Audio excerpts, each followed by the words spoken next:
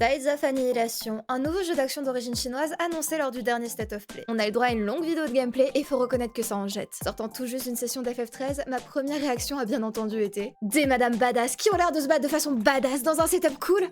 Parfait. Puis j'ai parié avec mon chat que ce jeu asiatique serait utilisé au sein de débats à la con par la plastique de ses héroïnes. Quelle ne fut donc ma surprise lorsque le lendemain on m'envoie un clip qui parle du physique du personnage. Non, il y a eu zéro surprise justement, faut suivre un peu. Et c'est quoi l'héroïne? Bah c'est une meuf. Et bah elle est bonne. Et on se fiche du streamer qui a réagi de la sorte ou de s'y parler du physique avantageux des madames ou de leur physique mise en scène via des plans de caméra à guicheur. Ce qui est éreintant, c'est qu'un personnage féminin dans un jeu vidéo sera toujours trop. Elle sera toujours trop sexy pour attirer ces messieurs qui, a priori, sont guidés par leur parce qu'ils achètent des jeux. Elle sera toujours trop réaliste et trop woke, nuisant au fantasme lorsqu'elle ne correspond pas aux critères de beauté définis par certains. Un instant.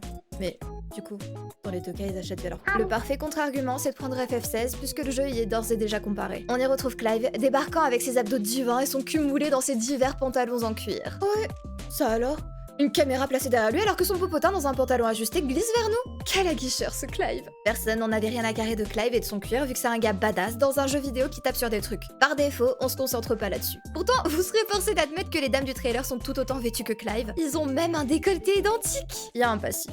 On cringe quand on voit des femmes hyper sexualisées puisqu'avant c'était quasi leur seule place dans un jeu et j'ai moi-même pris cette habitude de m'inquiéter de leur représentation, ce qui m'agace un peu. Bref, écoutez pas les rageux qui hurlent au wokisme dès qu'une demoiselle leur plaît pas. Et ne vous arrêtez pas non plus sur les jolies formes d'un personnage pour juger de l'intégralité d'un jeu. Même s'il faut reconnaître que c'est Peck prêt à faire exploser cette chemise.